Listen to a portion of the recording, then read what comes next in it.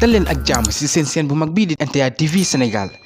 pour di jot suñuy vidéo abonneel te itam bës cloche notification bi mooy tax vidéo bu ñu dugal nga bokk ci ko njëkk a gis abonnez-vous et maximum de partager.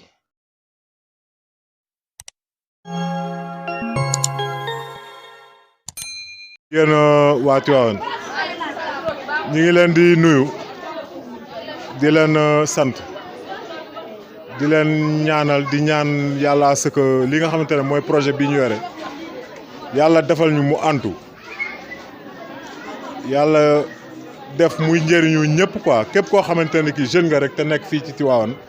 mu nekk loo xamante ne lu lay mën a jëriñ la jëriñ aussi commune Tivaouane surtout. dafa fekk ne bon li ma leen mën a wax mooy am na y a un bon moment ay at a ngi nii ci ginnaaw ñu nekkoon ci projet bi di ci doxee ci nu ne aussi wax dëgg yàlla lu ne ñu daj nañ ko ci mais yàlla di def liñ naan le hasard n'existe pas seul le destin existe yàlla rek moo naan lii mooy nekk mu nekk. comme ni mu ko waxee ci sooratu Yaasin innamaa amruhu izaa arada shay'an an yaquula lahu kun fayakun fa subhaanallazi biyadihi malakuutu kulli shay'in wa ilayhi turja'uun loolu ku ko dégg lu ne da lay doy ci àdduna yàlla dogal ci sunu xamante ak Mbore mu demee ci noo xamante ne nii comme niñ ko expliqué rek woo nañu une fois ñu dem ci rajo fii invité ko wax dëgg yàlla ma dem aussi expliqué fa la même chose. muy li nga xamante ne li mooy li may waxaat rek lii am fii nii bëri na ñu ko bëgg bëri na ñu ko xëccoo et tout ça mais Mbore a toujours été près de nous di jaayante wax dëgg yàlla man de xamoon ne nii lay demee ak yooyu mais wax dëgg yàlla wéet na foo xamante ne fii man xam naa ne ñi nekk fii amu ci kenn koo xamante ne xamoon te amaana sax nit mën na yaakaar ne ay caaxaan la mais déedéet li ma jëlee Dakar tey jii indi ma fii. C'était juste pour ñu dem urbanisme jox leen pour ñu jox ñu autorisation de construction kenn mënta def dara tant que amuloo autorisation de construction sunu objectif loolu la nekkoon donc moo taxoon tey jii ma jógee Dakar mais lii lu mu yàgg a dox la lu mu yàgg a topp la xëccoon na ci nag amul nu mu ci taxaweewul jéem nañoo bañ ku ne woote na kaay leen yóbbu ko fii gerte fii la ëppee lii fii la amee lii nii ak na la mu ne ñett loolu du am te amaana bi mu koy souffrir wala mu koy sonn wala mu di ci daj li muy daj ñu bëri xamuñu nan la demee li làmb nag ginnaaw loolu am na sañ-saña parce que tey jii am na sañ-sañu seet ni ko neex mu ne noonu la war a doxee te li mu koy def man su ma ko évaluer dama naan 90% c'est pour la jeunesse de Tivaouane sama point de vue sama gis-gis. dégg naa ci ñu naan ay politique dañuy def nii dañuy def ne la non man loolu c'est pas ce qui m'intéresse li ma intéressé mooy Mbore en personne dévouement jaayanteem ak bëgg lu ñu def Tivaouane loo xam te lu concret la te Tivaouane yaakaar naa ne neex naa def parce que dëkk bu tal ni dëkku Seydi Hadji Malick radiyallahu taala anhu yaakaar naa ne lépp lu fi nit namm sama gëm-gëmu bopp mooy tàmbali ko àgg gi sa yoon nekku ci. te ba ñu tàmbalee yàlla dogal ñu xamante ak moom dafa téye rek jëmale fii boole ci aussi ñi jiite loolu wax dëgg yàlla nekk ñoo xam daanaka doomu Tivaouane lañ donc ci loolu lay dox moom di ci dox sama teew fii tey jii li gën a tax mooy lii moom mooy plan yi nga xamante ne yi moom moo concerné loolu 22 hectares la du ñun ñoo ko joxe de Tivaouane ci boppam mairie Tivaouane moom moo ñu ko jox. autorisation de construction yi lañ doon xaar dafa am tuuti réglage bu ci amoon moom lañ defee Dakar pour indiwaat ko fii indi nañ ko yóbbu nañ ko urbanisme donc sama xalaat bu gàtt mooy Mbore xale la ku jara jàppale la. waaw parce que man am naa fu ma dëkk ñeneen ak ñeneen ñi ngi ci am nañ fu ñu dëkk mais jaayante na loo xamante ne lii. yàlla na sunu borom lafal ko cat yàlla na ko sunu borom lafal ko cat te boole ñu ànd ci objectif wu dem liggéeyi boobu yàlla bu mu gis lu ko fakasal te képp ku ci sa wërsëg nekk yàlla na nga ko muurloo yàlla na nga ci jot mais yaakaar naa ne lu ñuy taxaw di wax loo xam te ne lu nekkul la wala politique wala du genre wala yu demee noonu taxuñu woon a jóg te taxu koo jóg dafa fekk ne rek coïncidence la mais ku jar a jàppalee ngi nii xale la te am na lu mu bëgg man su ma sañoon tey jii lii nii fi ma dëkk lay nekk de naam am naa fi ay mbokk et tout ça mais su ma sañoon fa laa koy riig mais nii la ko yàlla bëggee moom aussi mu jaayante ci dama leen di wax lépp dëgg la jaayante bi mu jaayante man du ma kuy jay doomu aadama li may wax damay wax rek te yàlla tax daf ci sonn jaayante ci lu ne gis naa sax billaahi wallaahi wa taala ku dee ak sa bàmmeel dinañ toll foo xamante ne fii dara day ñàkk ci wàllu koom wala déplacement wala dara moom mu jóg woo nit na ma xam naa diw de xaaral nañ ko woo nañu abal nii nañ def ni nañ def ne ñu dem moom mooy engagé boppam moo koy engagé boppam bu dee lu ñuy fay la après la ñuy jóg dem lijjanti ji ko te ku dee ak sa bàmmeel nag du seen kanam yi moo tax wala dara mais damay wax juste rek la valeur de cette petite fille là cette dame là ku am valeur la ku am jom la te gëm naa ne war ngeen ko mën a jàppale war ngeen ko mën a gunge waaw man mën na ma nax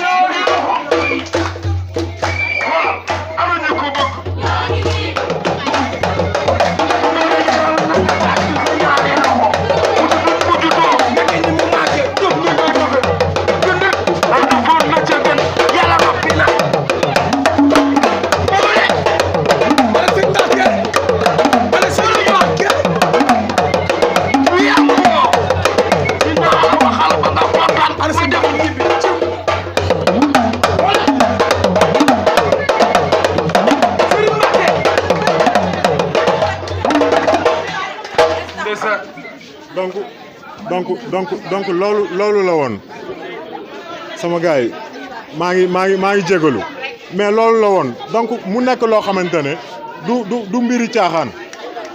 du mbiri caaxaan dañuy ñaan yàlla kay sunuy setaati sët dañuy ñaan sunuy setaati sët jëriñu ci lii mu nekk édifice boo xamante ne daf fiy toog di liggéey parce que jëmul rek ci usine boobu ñuy wax noonu du usine bi kese moo fi nekk du station boobu rek moo fi nekk ETS Le Baron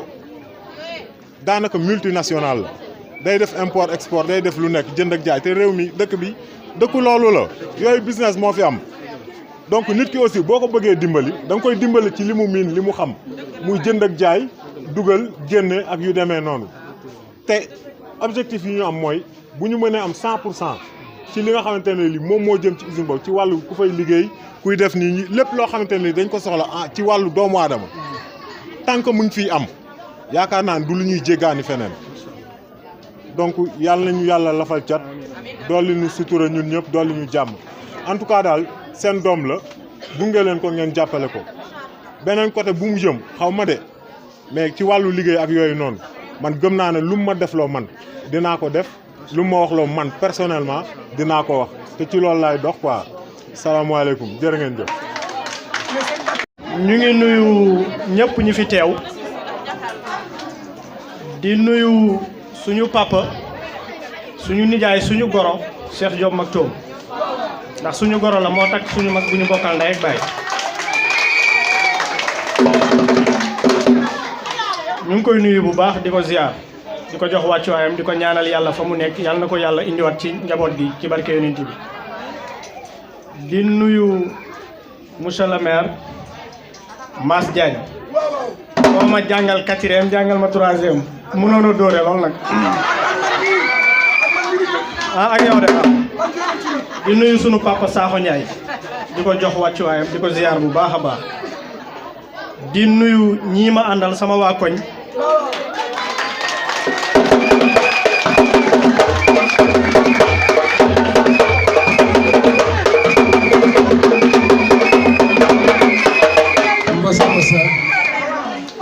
di nuyu sama mbokk yéen a nga xam ne dama bokk ak ñoom ci wàllu yaay ñu jóge ba Njaasaan ñoom it ma nuyu leen bu baax ziar leen kon wax dëgg yàlla nuyu Aji Marème Ndiaye nuyu taan Batoor Mbaay parce que ku ñëw ci kër wa aatul buyutaka bi abwaabiha kon boo ñëwee ci kër da ngay jaar ca buntu ba kon nuyu nañu aji Marème Ndiaye bu baax ak suñu yaay taan Batoor di nuyu mbokki mbore yi toog ñëpp monsieur le maire ñu ngi lay nuyu bu baax di la ziar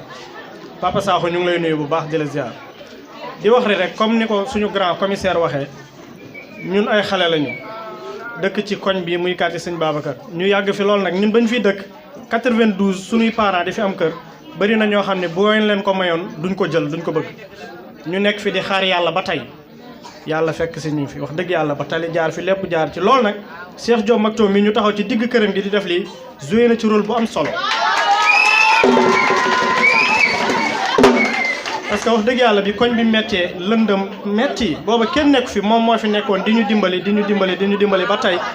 ñun ñu màgg ba mën a créer ay association xale yaa ngi ni toog dëkk quartier Sëñ Babacar Mbore ñu ngi koy nuyu bu baax di saluer geste bi mu def parce que tamit wax dëgg yàlla nit sañ nga ni dinaa ko def waaye du ku ko def daal ñu wax ko masalan ku ko def ñu wax ko moo tax macha allah Mbore ñu ngi lay gërëm bu baax di la sant parce que li nga def nii yombul wax dëgg yàlla dañuy wax ni bis du tuuti borom lay tollool li nga def nii jànge ci rek boo paree mënoon ngaa woo nit ñi indi say chaise teg say fauteuil woo ñu du ñu ñëw nga baal ma réewoo yaru nga ku yaru nga wax dëgg yàlla kuy sa yaay Adja Ndiaye rek loolu rek doy na repère.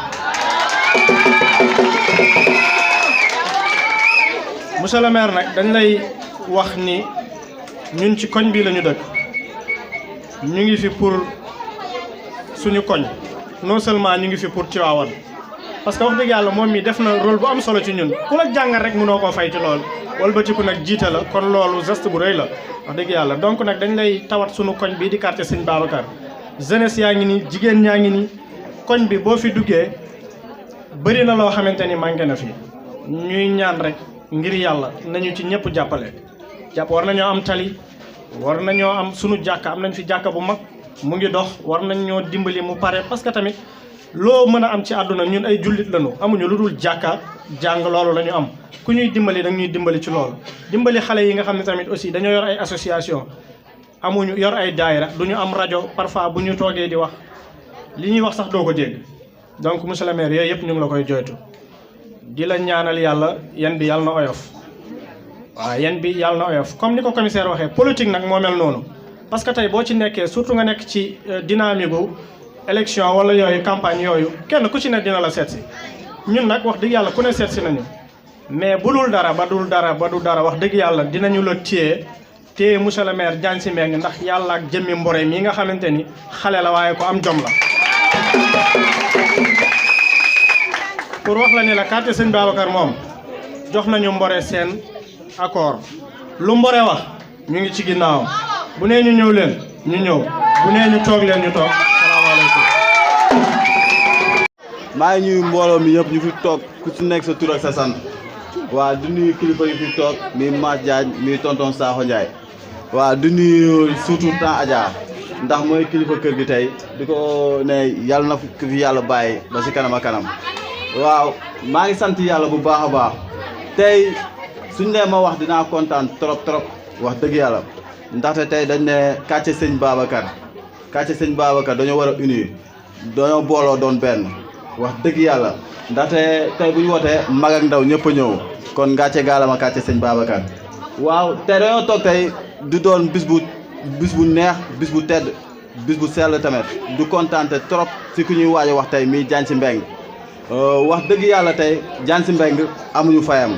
ñoo ngi koy ñaanal fu même pas un mois di ko ñaanal yàlla na ko yàlla may ndam si li mu jëm nii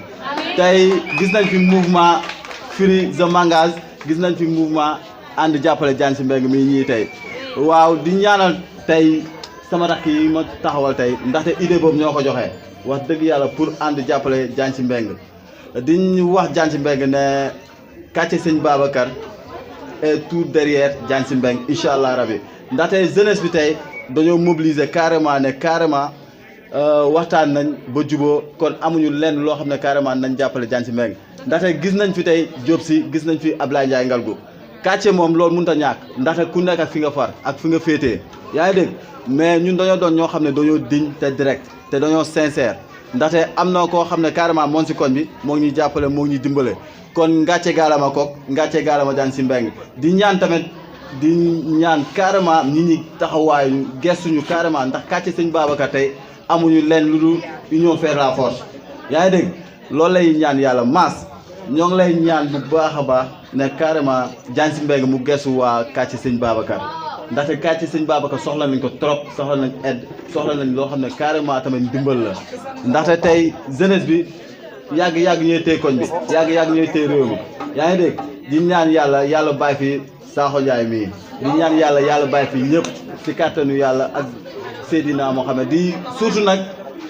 di ñaanal Mbore tamit wax dëgg yàlla xale bu am jom la am fula am fayda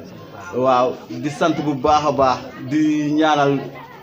temps Adja yàlla na ko fi yàlla bàyyi bu baax a baax Sakho Ndiaye tamit yàlla na ko fi yàlla bàyyi tonton Cheikh Diop tamit amuñu fayam wax dëgg yàlla peut-être nekku fi mais moom tamit tey idée bi moo ko joxe carrément moom tamit jël na engagement ne carrément Diagne Sy Mbengue sa mangage kon amuñu tey lu dul Diagne Sy Mbengue kon vive Diagne Sy Mbengue sa kaw sa kanam yàlla nañu yàlla may ndam incha allah. asalaamaaleykum maa ngi leen di nuyu yéen ñëpp di am contentement ci ñëw bi ngeen ñëw tey wuy si ma ndax woote ñu wuy si la dafa neex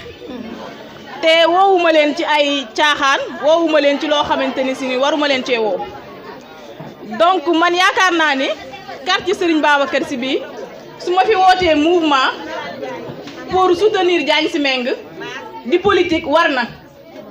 ndax kat ba àll bi ne tàkk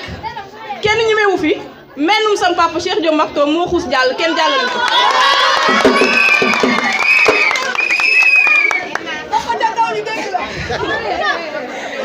ndax en 1991 dafi tuxu si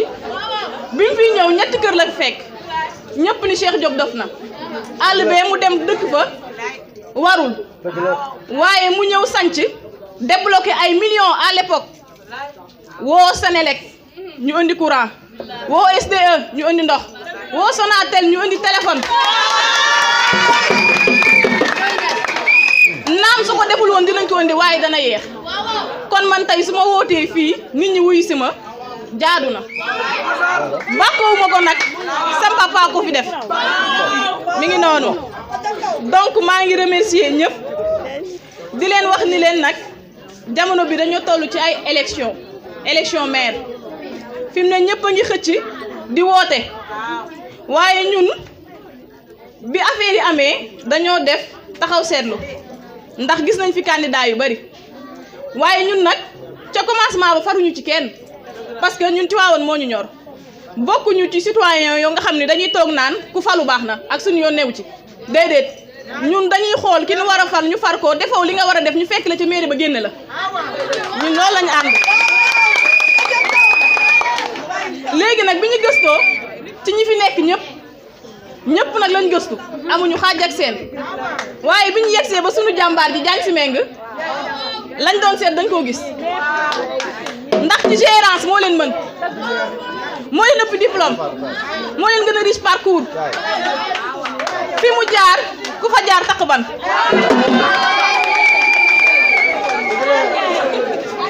kon nag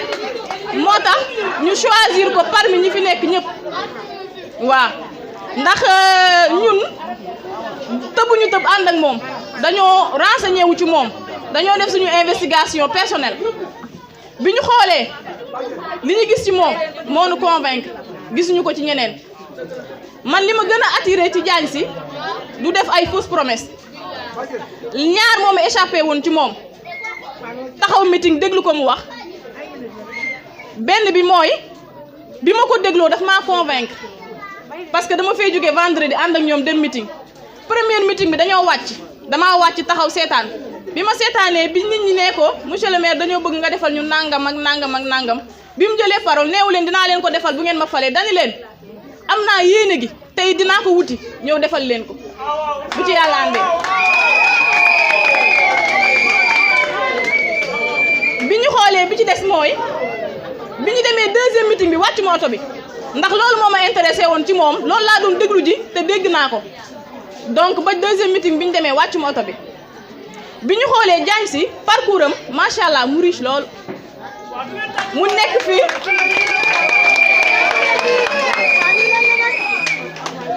mu jiite fii yu bari nag te ba muy dem dafa dem Dakar jiite ji fa ay société yu bari waaye ba muy dem dafa jàppale ci ndaw yi waa Tivaouane yóbbu leen mënoon na ni mairie rek laa séq ak yéen waaye defu ko société bu mu liggéey Dakar muy IPRES muy SNHLM bii mu nekk tey ay ndawi Tivaouane ña nga fa toog di liggéey di leen fay nag salaire bu wóor kon kooku bi ñu xoolee ci mairie bi ma def samay recherche en 1997 année boobu juddooguma année ba ca topp laa judd ndax man je suis né en 1998 mairie Tivaouane dañoo leboon def ay prêt pour defaree ci stade bi ak marché beeg yooyu ñëpp 1997 ba Diagne Sy ngi falu 2014 kenn fayul loolu ñi ko leboon waa ADN Diagne Sy bi mu ñëwee ci 3 ans yu mujj yi la commencé fay boobu bor pour mën a bénéficier wu ci waa PACASEN ñi ngi ñu war a jox ci lu toll ci 825 millions ñu war koo defaraatee Tivaouane loolu lépp mu taxaw ci loolu lépp convaincre ñu ci moom bi ci topp mooy bi ñu xoolee ñeneen ñi nga xamante ni si ni ñoo taxaw di xëccoog moom mairie bi ay les 7 merveilles ak PANAS donc dafa am projet yoo xamante ni si nii 7 merveilles dañ koo génne te fekk Diagne Sy waa conseil ba voté nañ ko bu yàgg toog di déglu ndax maa ngi dégg benn ci lu ñu wax ni dañuy yokku ni dañuy def ay porte yu booy dugg si Tivaouane luy firnde ni yaa ngi ñëw Tivaouane ay monument te loolu ba ko mairie bi Diagne Sy di ko voté boobu xaajagul ñu bay dugg si ay élection li ko téye woon mooy 2 voies bi route nationale bi dañ ko war a yokk def ko 2 voies opposées te bu ñu jëlee ay millions defaree ko ay monument ñu war ko état war a yokk loolu dañuy toj monument yooyu yokk 2 voies yi léegi à quoi sert yoruñu ay millions yu ñuy defaree ay porte état ñëw di toj ñuy defaraat donc ñuy toog di taaxirlu waa état bañ defar yokk 2 voies yi ba pare ñu soog a defar ay monument donc loolu mairie bi defoon na ci bu yàgg bi ci topp mooy ñun du ñu fal ay cuune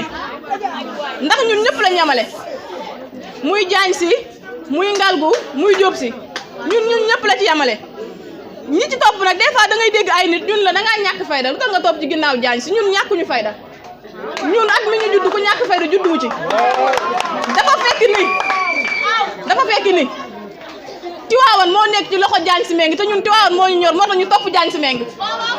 bu ñu gisoon Tivaouane ci yeneen i loxo ñu dem topp ci loxo yooyu tey la preuve xam naa ni du ko def waaye bu ko defoon bu fawee woon Tivaouane ñu ni ko fi ñukk dem seeti moromam mën a yor Tivaouane waaye xam nañ ni gérance am doy nañu te it jeune la mën na liggéey am na compétence te it jàng na jàng ci bopp la Diagne Sy c'est une tête donc macha allah li ñu gis ci Diagne Sy buñ doon ko lim fii ba suba duñu pare donc nag ñun ñii maag sama ñi ma àndal muy commissaire di Racky Tamba di Bintu di ñëpp ak waa Free ñii ñëw teew tey ñun ay jeunes lañ te politique bi jeunesse moo ko yor waaw gisu leen benn manifestation benn pas wala benn maire di ca dee fii jeunesse bi bu manifestation amee jeunesse bi dong nga fay gis donc politique bi sunu loxo la nekk bien vrai que nag sunu mag ñi ñu ngi ñu ciy jàppale di ñu ci gunge ndax olof dani mag dina toog di seen lu xale dul gis xaw ma nu ko olof di waxee noonu donc loolu tamit am na mag ñi ñu ngi ñu ci accompagner di remercier nag sama waa mouvement bi ma àndal parce que tamit bu ma leen woowoon ñu ñëw ma leen di xooxi picc ay kilifa lañ ay responsable lañ dañ ma woon ginnaaw waaye ku ma ci woo ci Diagne Sy bokk la li ma lay wax ci moom nga ànd ak man parce que ñu nit ay jeunes lañ ñi Diagne Sy mën naa ni peut-être ñoo bokk génération donc dañuy déggante ndax xale ñooy déggante Diagne Sy day wax ñuy dégg ñuy wax moom muy dégg donc loolu rek doy na entente bi ñu am ci moom rek doy na donc nag maa ngi gën a ñaax jigéen ñi fi toog ñëpp muy waa koñ bi parce que tamit nit ñi am nañ ay yitte yu ñu war a dox mais tey koo woo ci loo xamante ni si ñoru ko du dikk même malgré lu ma xaritoo ak ñoom ak lu ma séq ak ñoom tey bu ma leen woowoon ci ay kaso duñ ma wuy si waaye fi ñu ma wuysee xam nañ ni njariñ laa nga fa donc maa ngi leen di wax yéen monsieur le maire monsieur Mass Diagne ak tonton Sakho ak Moustapha Meng yéen ñi fi teewal monsieur le maire ñoo ngi leen di remercier bu baax a baax ndaxte li ngeen di def aussi ñun gis nañ ko parce que j'ai l'habitude de dire que waxuma laa Diagne Sy Meng waaye groupe am ñu nekk ci derrière moom rek mën nañoo gérer mairie bi staffam rek mën nañoo gérer mairie bi wës jaam rek boo ko joxoon mairie bi mu gérer ko waxuma laa ñoom monsieur le maire Mass Diagne ak ñoom tonton Sakho vraiment di remercier tonton Sakho aussi parce que moom ci moom lañ wax ni moom la ñuy xamee Diagne Sy Meng parce que moom moo nekk ci koñ bi nekkal ko fi donc voilà di nag lancer mouvement bi peut-être monsieur le maire peut-être mu guddee wala mën naa du ko fi fekk waaye l'essentiel mooy ne message bi jàll mouvement bi nag dañoo taxaw pour jàppale ko pour soutenir Diagne Sy Meng ndax ñun dara yëkkati wuñu li nekk ci poosam yi teeluñu soxlawuñu mu neexal ñu xam nga luñ soxla mu liggéey ñu topp ci ginnaawam kese lañ soxla waaw ñun nous ne sommes pas des jeunes corrompus ñun 2000 jënduñu 5000 jënduñu ñun da ngay liggéey ñu ànd ak yow mënoo ko nga dem ñu dem tey jii ni ñu taxawee xeexal ko jàppale ko pour soutenir ko buñ ko tegoon ci mairie bi mu def naka sudul noonu ñooy waaxu ba mairie génne ko kon ñun day wone ni dañoo ànd ak moom ci liggéey voilà maa ngi remercier nag ñi fi teew ñëpp di leen sant di leen gërëm bu baax a baax ndaxte lii yombul di wax ni nag mouvement bi bëgg nañ mu gën a dëgër parce que mouvement ñëpp xam nañ organisation ni mu mel lu ngeen xamante ni mën ngeen ñu koo cee jàppale parce que yéen ñëpp expérience peut-être nuñ ci war a taxawoo ak noo xamante ni nuñ ci war a taxawoo rek pour def mouvement bi jëm kanam gën a dëgër gën a solide ngeen taxawoo ñu ci ba mouvement bi incha allah mu nekk mouvement yi gën a mag ci ñiy jàppale Diagne Sy Meng di nuyu nag sama yaay parce que nee nañ feccu niir bu neexee nday jaa jàpp ca mbagee maa koy remercier bu baax ndax tamit soutenir na ma ñun suñu famille instant bi ñëpp laa jaaxal koo wax ñu ni mboore yàlla nag moo def lii mu def ci man mënuma ci dara sama destin la ndaxte suñu kër kenn yëngatuwu fi kenn waxu fi waaye nag politique passion la te peut-être ci suñuy passion la bokk sam papa sax moom ñi ko xam ñëpp xam nañu demul daayra demul politique àndul ak benn leader politique duggul fenn ndax yàlla dafa dogal turandoom bii ñu ko andil moom la jël ci jikkoom yëpp benn bi ci maanu benn bi ci toog ci ruqam bii duggul ci leen voilà di beral nag remerciement ndaxte ñun xam nañu Diagne Sy Meng mooy maire te nangu nañ ko waaye nag dañoo am suñu maire national ma bëgg ngeen tàccul ma ko muy Moustapha Meng ñu mooy suñu maire national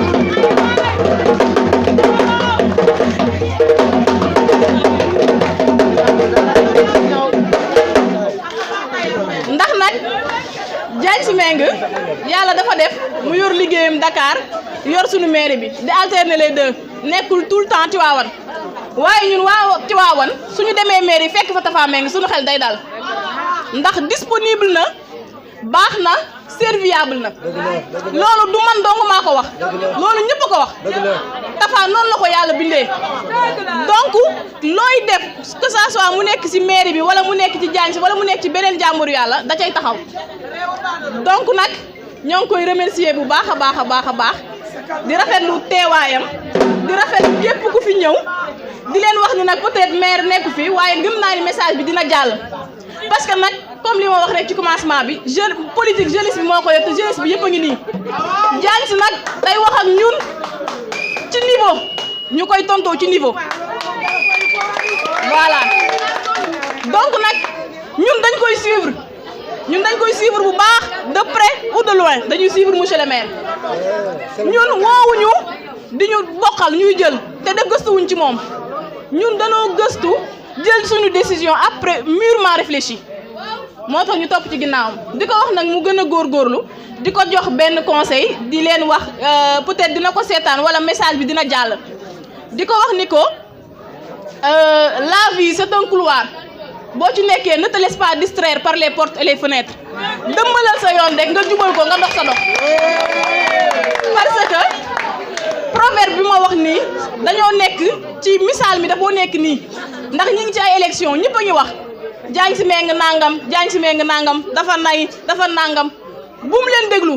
parce que ñi wax loolu yëpp dañoo toog benn place moom muy dox ku ko bëgg a apporter wala ku ko bëgg a soutenir danga naan ñokket jug topp ko ci chemin bi mu bëgg bi muy dem nga ànd ak moom donc bu mu découragé mukk na continuer yoonam bu baax a baax a baax a baax xam ne ñi ngi si ñi ngi derrière moom donc nag ñi ngi kontaan bu baax a baax a baax a baax di ko wax ni ko bu mu découragé monsieur le maire je m'adresse directement à vous ne vous découragez jamais à ce que vous voulez faire ou réaliser les gens vont douter de ce que vous dites mais ils vont croire à ce que vous faites donc du courage maa ngi remercier ñëpp merci beaucoup. waa mouvement dooleel Diagne Sy Mbengue ñi ngi leen di nuyu bu baax di leen ndokkeel di kontaan ci yéen macha allah ci xalaat bu rafet bii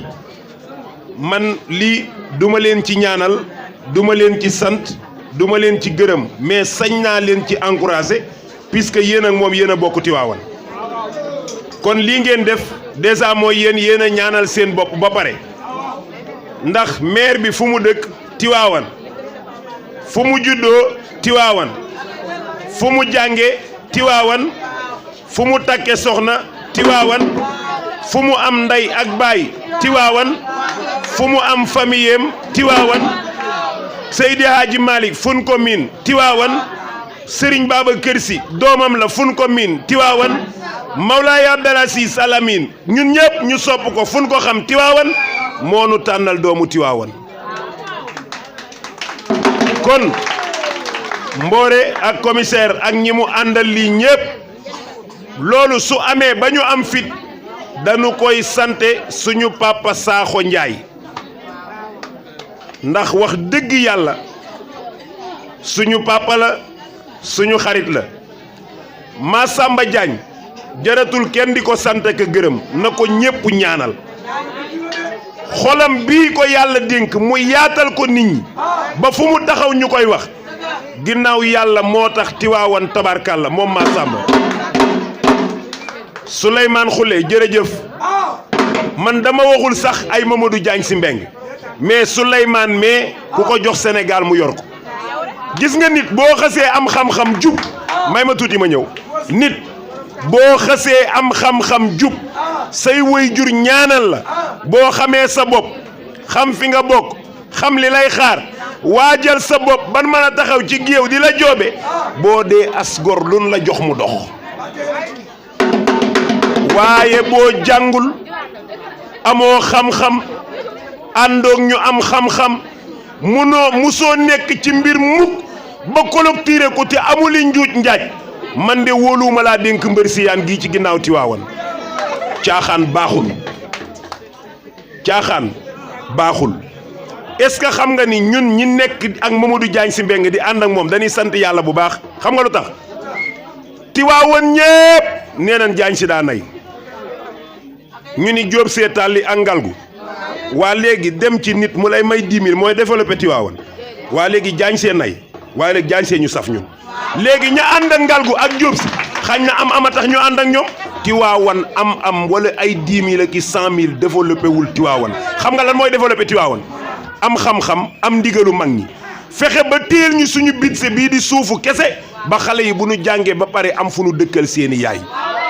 te yàlla dimbali nañu sunu maire ci loolu la nekk waa est-ce que rafet na kon ñi dëkkul Tiwaawan ñëw fii joxe fi àddiya 20 litres dawlin saako ceeb ñaari xar di ñibbi dinu laaj sunu dëkk ñi dëkkul ci dëkk bi di leen encouragé ci loolu waa mais naa fekk gi fu mu féete ñun ki dëkk ak ñun bàyyi noog li mu am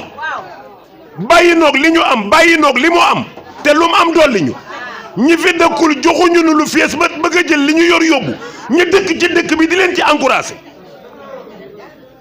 Mbore merci beaucoup. la julli ci yonent bi sallallahu alayhi wa sallam ñu ngi nuyu ñi fi teew ñëpp nuyoo bi ñu ngi koy commencé ci monsieur le maire de la commune monsieur Massamba Diagne di nuyu ñi fi teew ñëpp di nuyu toute la délégation bi nga xam ne ñoom la àndal Souleymane Khoule Baba Anne Tafa Mbeng ak ñëpp di kontaan ci ñëw bi nga xam ni moom la ñëw fii ci quartier Serigne Babacar Sy di nuyu Serigne Cheikh Diop Maktoum di ko sant di ko gërëm di ko ñaanal yàlla puisque nit ku baax la suñu dëkkandoo la li ñu wax ci moom yëpp moom moo am ku baax la puisque wax dëgg yàlla quartier bi kenn njëkku ko fi te li ñu wax ci moom lépp am na di nuyu également ay soxnaam soxna Aji Njaay ak soxna Bëtóor ñu doon soxna yu baax puisque dëkkandoo yàgg na te wax dëgg yàlla kenn mosu leen a dégg ci ay kenn mosu leen a dégg ci benn histoire ñu doon nit ñu baax a baax a baax a baax ñu seq jàmm rek ci koñ bi ñuy am mbégte ci li nga xam ni moom la ñu organisé puisque képp koo xam ni tudd nga monsieur le maire Diagne Sy Mbengue rek ñun dañ ci am mbégte am ci kontaante puisque ku ci ne xam na ni yàlla boole nañu ak moom pendant des années ñu ànd di liggéey ak moom képp koo xam ni da ngay ñëw dolli ku ci rek un plus lay doon di nga indi une plus-value looloo tax ba vraiment ñu kontaan ci lii nga xam ni moom la soxna Mbore organisé ñu ci am mbégte bu rëy di am kontaante bu rëy rëy rëy di gërëm waa Ndiassane yi fi teew puisque man Ndiassane laa bokk fa laa dëkk puisque sama nijaay dafa waroon a toog doon xalifu Ndiassane foofu ki ñëw wax léegi war na xam Sidi Mohamed war naa xam Sidi Ali war naa xam Sidi Omar mi nga xam ne mooy imam bi ñu bëgg ceeb ñooñu samay doomu nijaay lañu donc Ndiassane fa laa bokk vraiment ñu leen di sant di leen gërëm ci teewaay bi ñu fi teew di gërëm ñi fi nekk ñëpp di wax encore une fois en tout cas le maire dégg na li mu wax je crois que moom dina ci del si le maire est là présent damay am mbégte rek ci sama jarbaat yi nga xam ne ñoom ñoo organisé lii vraiment ñu bokk quartier Ababacar Sy 1 nga xam ne nii véritablement li wës ci am wax sànq puisque day wax ni ñi nga xam ne ñooy xëccoo ak monsieur le maire bu fekkee ni am na kenn koo xam ni mën na wane 1 mètre carré boo xam ni papa ma ko moom ci biir Tivaouane ñu bàyyi ñun li ñu yor lépp dem ànd ak moom xam nga kenn amu ci kenn la ci papaam amul 1 mètre carré kenn ba noppi nag ñoom ñëpp ñu jóge feneen ñëw wàlli si kenn ki dem na voter pendant des années et des années au niveau de Dakar ñu gagné ko fu ne mu ñëw transféré votam bugg a laaj dëkk bi wax dëgg yàlla je crois que loolu day mel ni Tivaouane amul benn cadre boo xam ni war naa mën a jiite Tivaouane keneen ki tamit kazalika moom it bañ a gêner frère am ca Mboro moo tax mu ñëw fii donc vraiment man damay wax ni ñoom ay dali gàmmu lañ fi am puisque dali gàmmu mooy la dalu gàmmu mooy kër goo xam ni jabar nekku fa doom nekku fa rakk nekku fa gardien moo fa nekk donc loolu xam nga ni vraiment ñu mel noonu kenn du leen jox siñ dëkk mais encore une fois may am kontaante bu baax ci li nga xam ni moom la Mbore organisé di sant ñëpp di gërëm ñëpp asalaamaaleykum wa rahmatullah. asalaamaaleykum mbooloo mi maa ngi nuyu ñi fi teew ñëpp ku ci nekk ci turam ak santam di jiital ci nuyoo bi ki nga xamante ni moo ñu dalal fii ci këram muy Serigne Cheikh Diop Maktoum di ko ziyaare di ko jox wàccuwaayam du nuyu bu baax soxna yi ñu fi fekk muy soxna Adja Ndiaye ak soxna Bëtóor ñu ngi leen di ziar bu baax a baax a baax di nuyu bu baax ñi nga xamante ni aussi bi ñu ñëwee fekk nañ leen fi muy ku ci mel ni Anta Niang ku ci mel ni madame Ba ku ci mel ni sama jigéen bii toog di déedéet madame Niang non kii laa wax Daba maa ngi koy nuyu bu baax Daba di la ziar bu baax a baax di nuyu ñi ma fekk ñëpp defe naa ni délégation bi ma àndal Sakho wax na ko léegi Mbore ñu ngi lay nuyu ñi ngi am mbégte lool tey ñëw fekke si li nga xamante ni yaa ko organisé ci sa biir kër nga ànd kook say mbokk ànd kook say xarit ñu taxaw la ba bis bi mel nii effectivement am na ku ko wax sànq mënoon ngaa louer say chaise teg waaye nit ñi moom mënoo leen a louer donc ku gis lii dina xam ni am nga taxawaay boo am nga doxalin boo tax ba tax boo wootee ni ñëpp ñëw wuy si la may nuyu bu baax Racky di nuyu Anta ñoom it samay jigéen lañu di wax ni tey jii ñi ngi fi ñëw ci turu ki nga xamante ni mooy Mamadou Diagne Sy Mbengue Matar yow sama lépp nga sama xarit nga sama soppe nga mu yabal ñu fii Mbore pour ñu ñëw fekke si bis bi yàlla dafa dogal moom ci boppam amoon na yéene ñëw fekke si li waaye yàlla dafa def tey mu xëy dem Touba ba 19h bàyyeeguñ ko xam nga sëriñ moom bu la libéré wul mënoo dem bi ñu toog ba yëf yi xam ni mi ngi guddi woo naa la sax ni la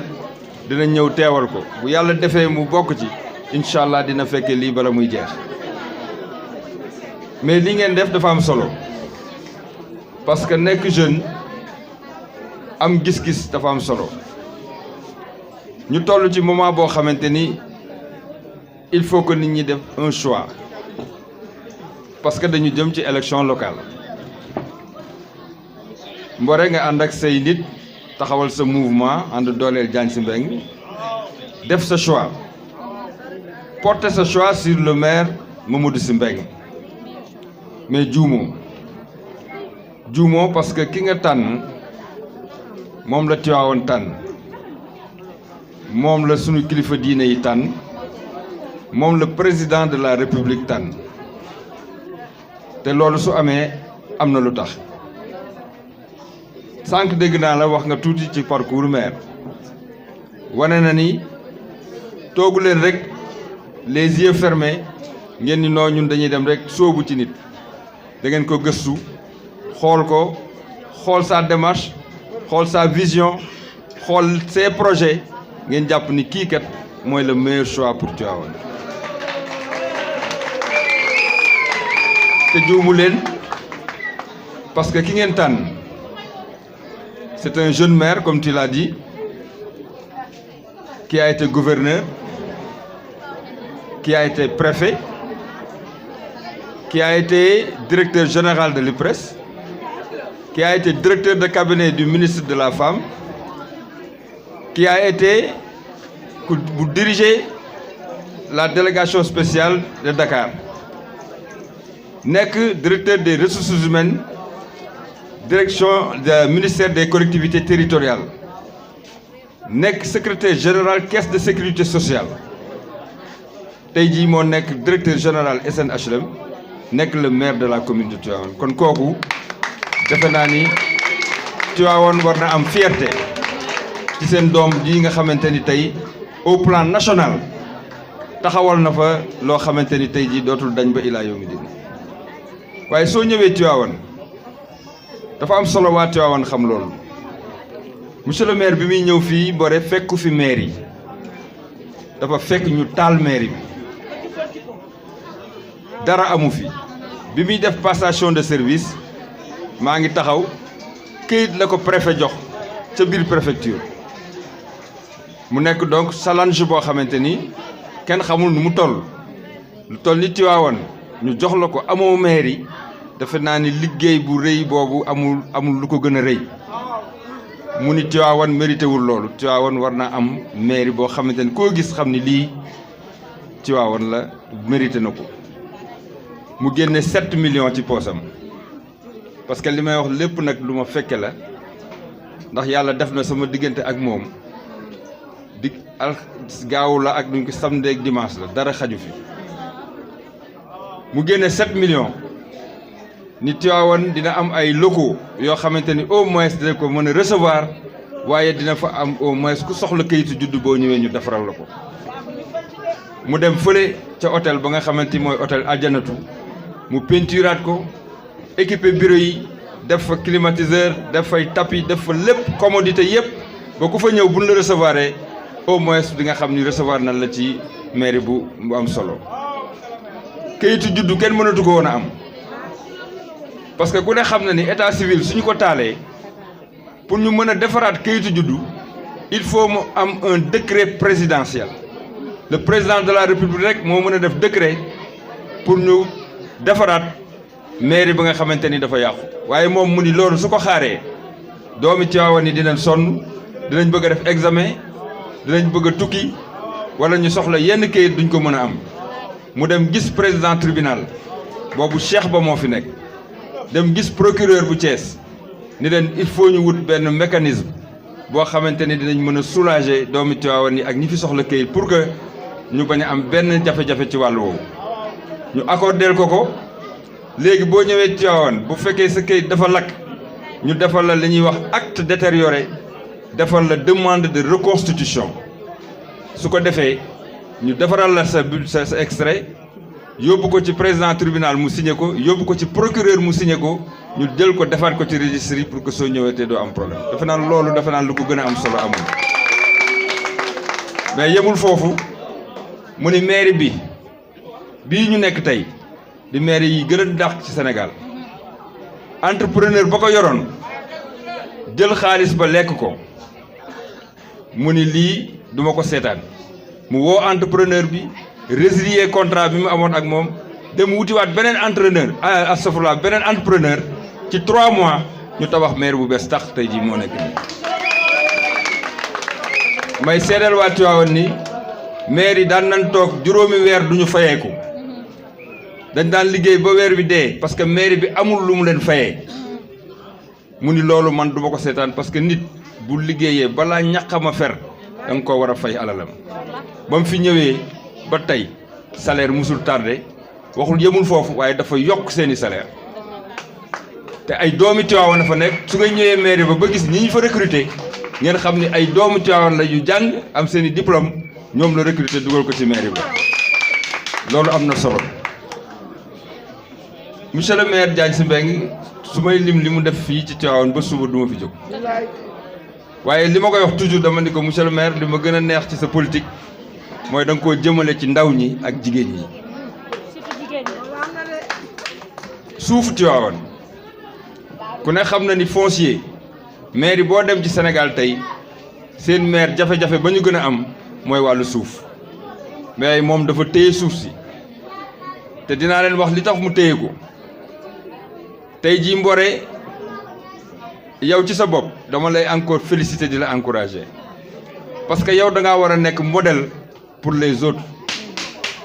pourquoi ma wax ko tey yow li la ñor du sa bopp parce que waxtaan nañu échanger nañu li la ñor mooy xale yi Tivaouane nu ñuy def ba ñu am liggéey dama koy dégg ci sa wax nga ni xale yi dafa jàng nañ ba toog yor nañ ay diplôme mais defuñu dara lu dul dawal Jakarta te war nañoo fexe gone yi am fu ñu mën a dem daan seen doole exemple bi ma ciy jël rek mooy rakki mi taxaw ku jàmbaaree ngi nii parce que jàng na yor na ay këyitam man maa ngi ak CVM waaw pour wax la ni la yow li la ñor mooy ne xale yi am xëy loolu nag ci la Diagne Sy nekk fi mu jaar yëpp wax nga ko fu mu jaar recruter na fa doomu Tivaouane tey 300 et quelques jeunes ñi ngi liggéey Tivaouane grâce à Diagne Sy Mbengue waaye yëmul foofu daf ni suuf si ma téye du ma ko bazarder du ma ko jàqaate du ma ko def neen du ma ko jaay su ko neexoon mu jaay ko am ci milliard waaye daf koo téye dem jëli ay investisseurs ay borom alal parce que Tivaouane dafa am loo xamante ni dëkk yu bari tey ci Sénégal amuñu ko boo koy compter ñaar ba ñett ñoo ko am mooy lu ñu tuddee un plan directeur d'urbanisme un PDU PDU bi dafa xaajale suufu Tivaouane ci ñetti pàcc bii pour bay bii pour dëkkee bii pour tabax usine moo tax tey ñooñu bi ñu ñëwee investisseurs yi fekk fi suuf soo xamante ni mën nañ fee investir ay milliards pour que doomi Tivaouane mën ci am ay xëy suba te li may wax man nee naa lu may wax rek damay lu fu ma koy teg ci loxo suba la ñu war a ànd ak préfet ak commission bi nga xamante ni ñooy waa Invest ñi fi indi entreprise boobu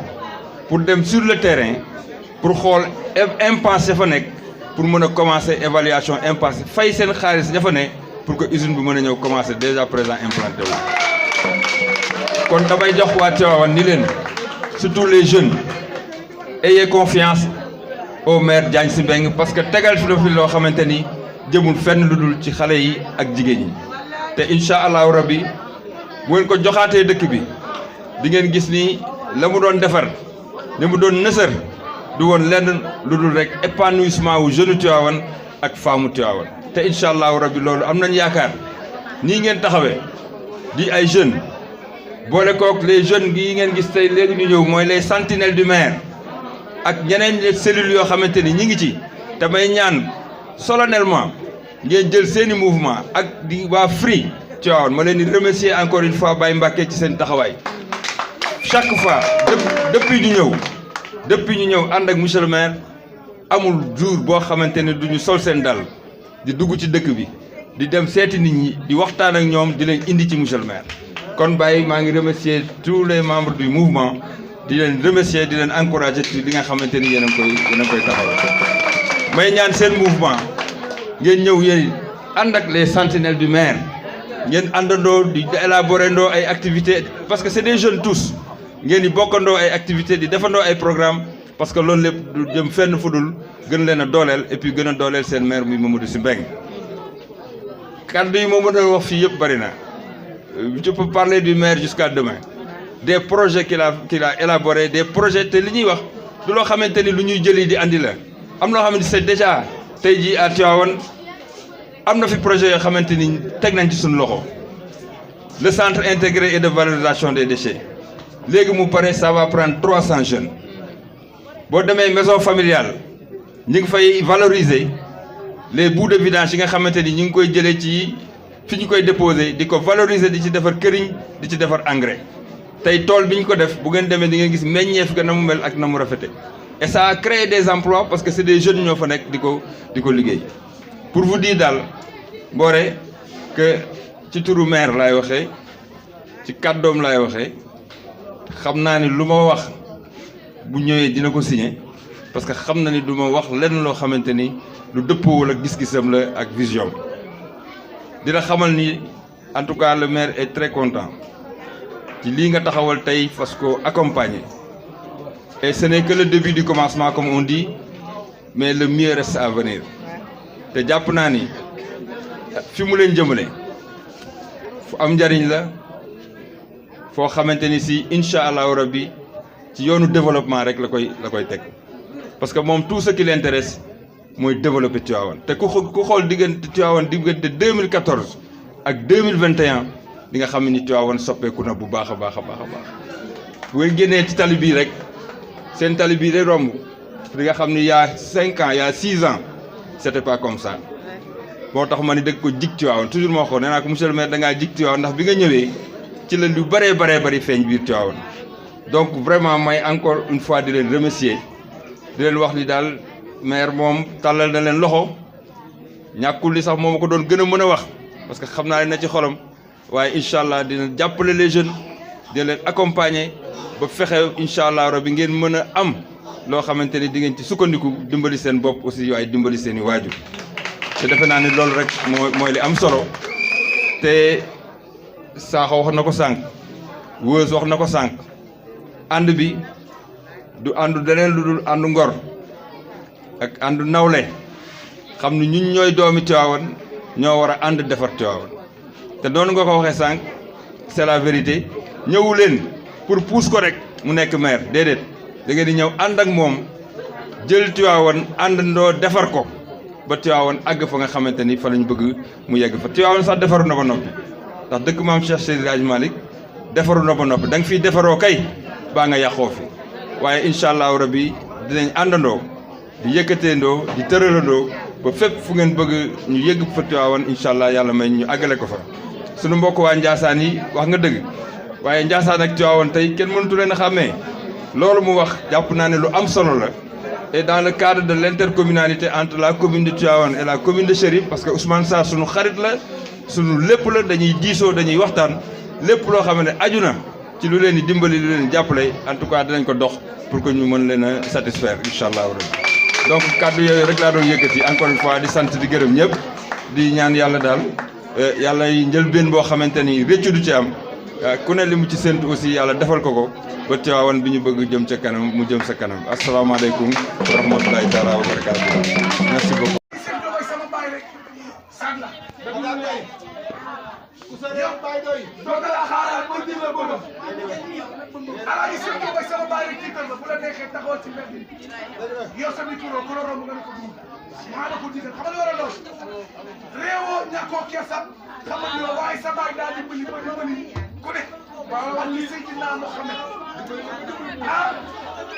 yow sa baay di bëri na ku ne mais baa doole du gërëm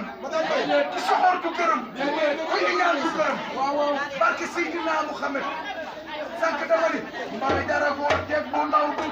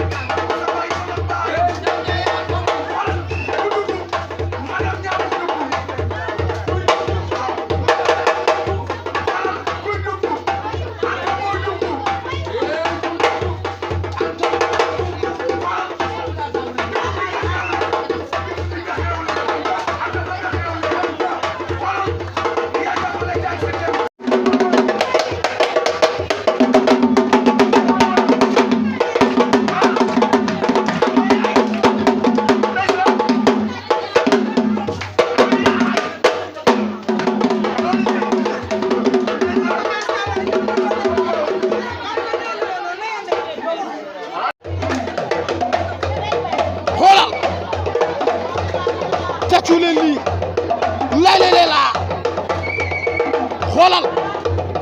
Modou Ndiaye yàlla bëgg a waxal xoolal ne ma jàkk sa ñaari bët ma wax la ñaari baat bu ko déggatee maa la ko waxal doo sàccu doo fen téye nga sa làmmeñ sa tànku guddul Modou xoolal Modou boonul ndax ndaa yam boonul Modou du bon ndax ndaa yam boonul Modou nga dukku jég ñamax ji ces gi naan ñaaxi mbaam ñàkk a def ñàkk a wax looloo roy sëriñ ñare soreeri bay doy doota la xaaran ku wekki njoowaan yaka rofexlu cerga ba fajar ni Bamba nga Tuuba Modou ngi Tiwaawan bu Kunta Njaasaan Limaamu Laay Yoof ba ñaas ca Kawlax na jeelu Tuuba sëñ Faal looy ñaasu kanam e sëñ Faal looy ñaasu kanam xoolal Matar ku soxor du gërëm ba doola du gërëm réew mi Sénégal xoolal ku ñu mënul baayam doom ja yaa ko man ku sa yaay mënul yaayam doom ja yaa ko man ñu tudd ni nga juddoo màgge ni nga màgge jëf ni nga jëfe dindil loo defoon la ca gën yàlla noppi na Matar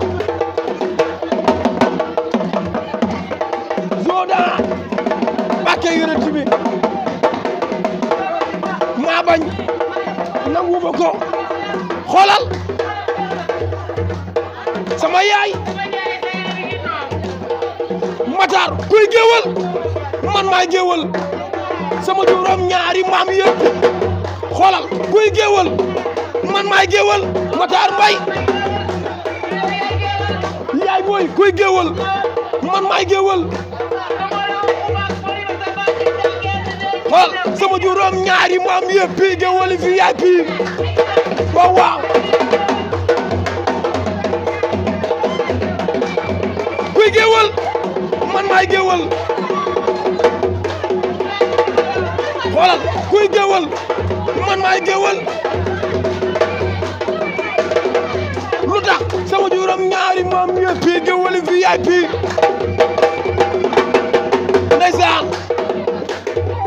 xoolal lu dem waay boore nga juddoo màgge ni nga màgge jëf ni nga jëfe dindil loo defoon la ca gën yàlla noppi na boore xoolal Mbore Diop Matar na nooy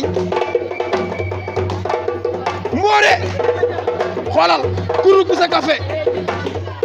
Mbore kuru ku sa café Mbore kuru ku sa café xoolal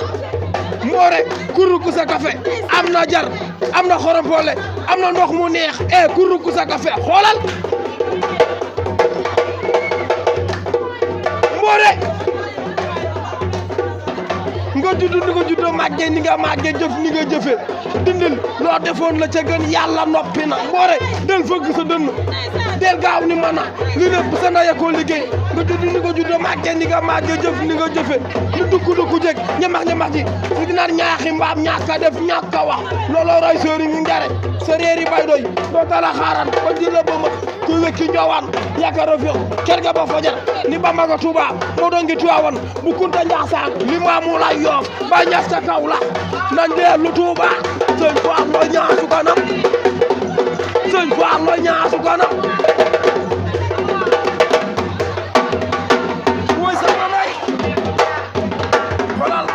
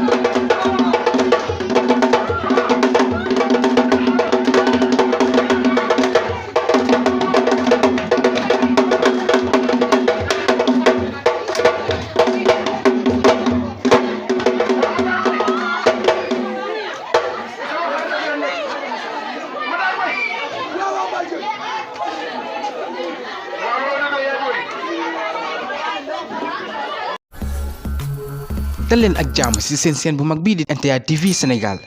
pour di jot suñuy vidéo abonneel te itam bës cloche notification bi mooy tax vidéo bu ñu dugal nga bokk ci ko njëkk a gis abonnez-vous et maximum de partager.